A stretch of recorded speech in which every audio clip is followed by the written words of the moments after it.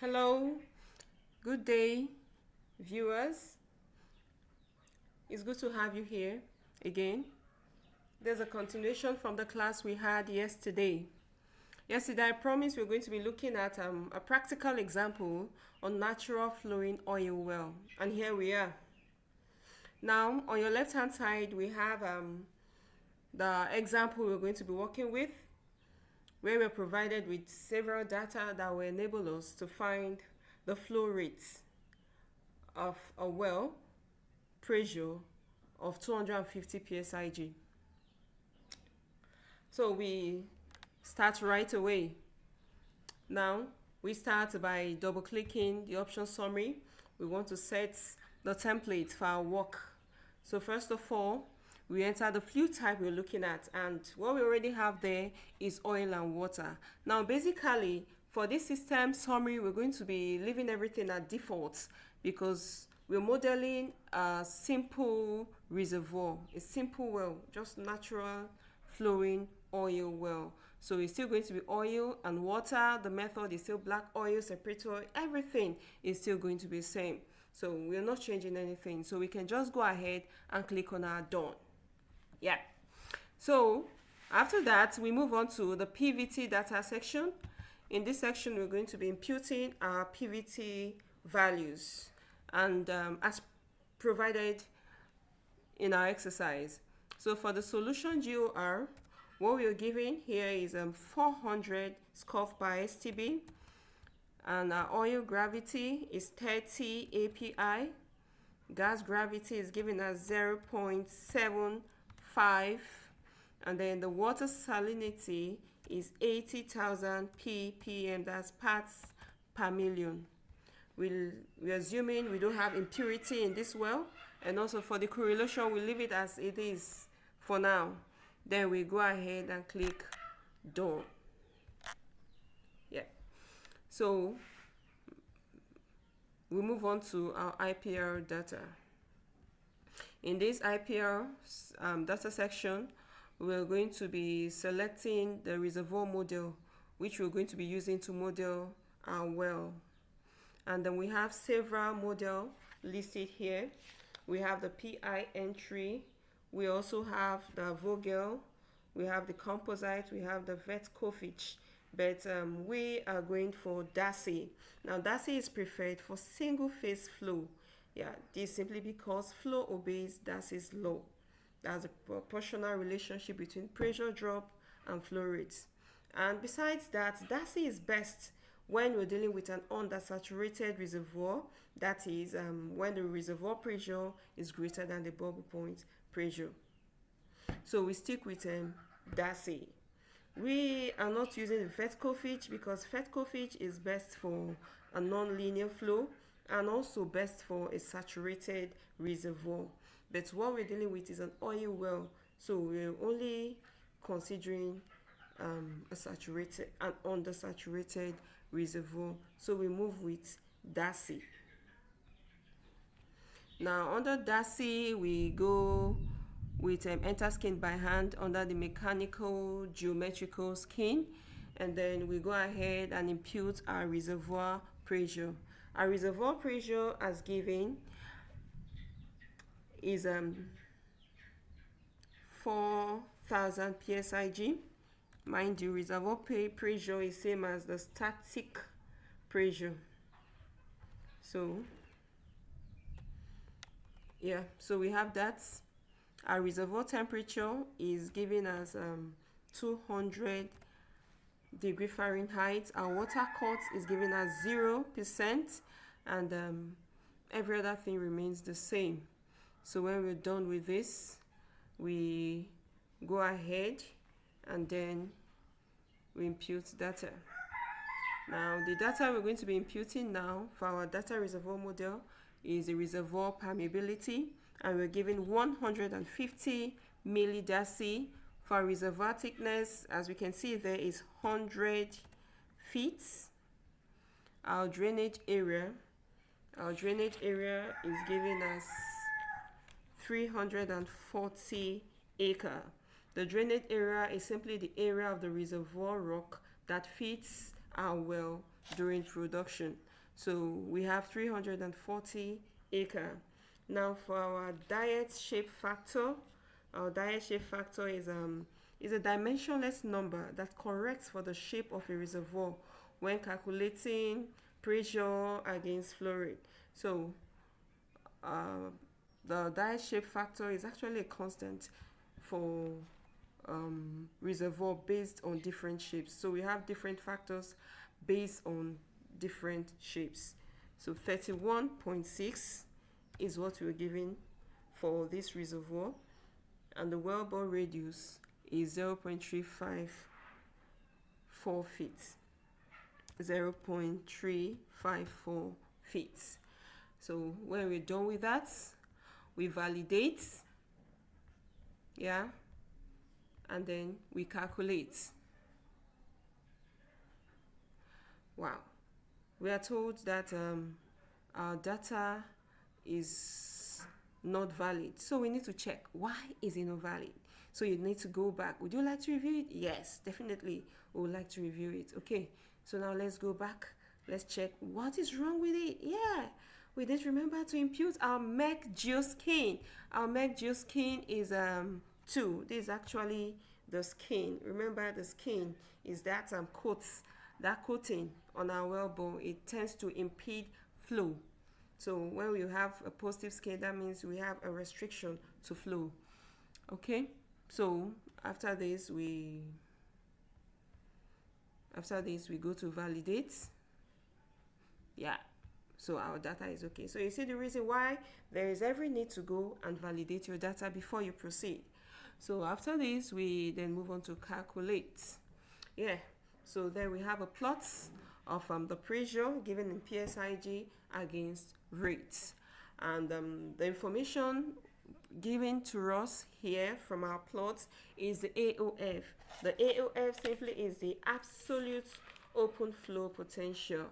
It's used to estimate the maximum deliverability of this well, and it's usually gotten when PWF, that's the well flow pressure, is 0 PSIG.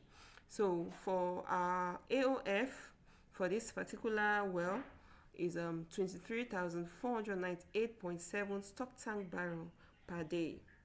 So we can see the AOF is located at this point where the pressure is 0. Then we have the maximum flow rate, as you can see. So then we click on finish. Yeah. So we're done with this. We click on done, and then the next section we'll be going to is our equipment data. Under this equipment section, we'll be imputing data for our deviation survey, downhole equipment, geothermal, gradient, and all that. But we're going to leave surface equipment out because we are not modeling for our Christmas tree for the surface equipment. Our concern now is just to model our well. So we're going to be clicking deviation survey. And then since we were told that the well is a vertical well, so there is no angle of declination, that means the measured depth is equal to the true vertical depth. Yeah, so we're going to start at 0. True vertical depth is also 0. Then since the total depth, that's the measured depth of our well, is 8,000 feet. 8,000 feet. The true vertical depth is also going to be 8,000 feet. So when we're done with this, we click done. Then we move on to the downhole equipment. Now under our downhole equipment, we're going to enter the value we're given. We have data given to us here. For our Christmas tree, of course, is 0. Then for our tubing, we'll start with our tubing. Our tubing has a measured depth of 7,800 feet. Then our tubing inside diameter is 3.992. Then the roughness in inches is 0.018. Yeah. So now we move on to our casing. Yeah, because we're not told whether we have any restriction. There's no restriction, there's no SSV, so that is why we are just looking at tubing and casing. If we had restriction, we would indicate here. If the restriction is on the tubing, we indicate here. But since we're not told that we have any restriction or any SSV valve, then we just move on to casing. Subsequently, I'll be solving problems that has to do with that involves restriction and casing. So for now, we have tubing, next we have casing. Our measure depth for casing is 8,000 feet. Then the casing inside diameter is given as 8.3. And the roughness inches is 0.0018. So we click on done. We are through with that. And then next is the geothermal gradient. Now, geothermal gradient is also provided in our question. So we have, let's have the data. We're told that temperature at wellhead is 70 degrees and the depth at wellhead is 0. The temperature at this point is 70 degrees. Then we also have the top of perforation being 8,000 feet with a corresponding 200 degree Fahrenheit. Now we are going to impute our overall heat transfer coefficient. The overall heat transfer coefficient is it shows how quickly heat can transfer from the well fluid to the surrounding formation. So this value helps in predicting heat loss. It helps us in calculating heat loss. So for oil wells, we have between 7 to 9. So let's just take an average of 8. So we click on done and then done. So we can see that we have deviation survey checked under our equipment data. We have downhole equipment checked, geothermal gradient checked, average heat capacity is checked. So having done all that, we move on to analysis summary. And we are going to be using the system 3 variables. So we double click and then we enter our top node pressure. Our top node pressure is given as 250 psig. Yeah, it's found here, 250 psig. And then our water cut remains 0, total GRC remains 400. So now let's continue. Yeah, continue. Today we are not sensitizing any of the parameters. We are not sensitizing anything. So in subsequent questions, subsequent exercises, I would be carrying out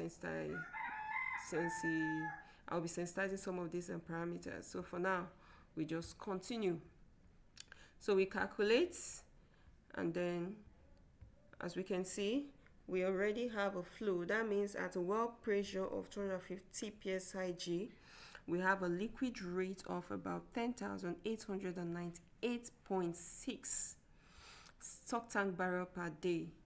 So let's plot to make it more, to make it clearer.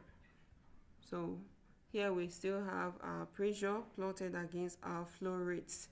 And then we can see the green line stands for the IPR. The green line stands for our IPR, whereas the red line is our vertical lift curve. So where they intersect represents maximum rates with its corresponding pressure. So the maximum rate at which this well is flowing, when you trace it down, you'll discover that is going to be on 10,898.6 stock tank barrel per day. So this is the rate at which the well will be producing at that reservoir pressure. And the oil rate is still 10,898.6 because we don't have any water cuts. So that is why the liquid rate equals the water. That's why the liquid rate equals the oil rate. So that gives us our flow rates, and we're done. So you simply click finish to end your work. Thank you very much, and I hope you join me next time. Thank you.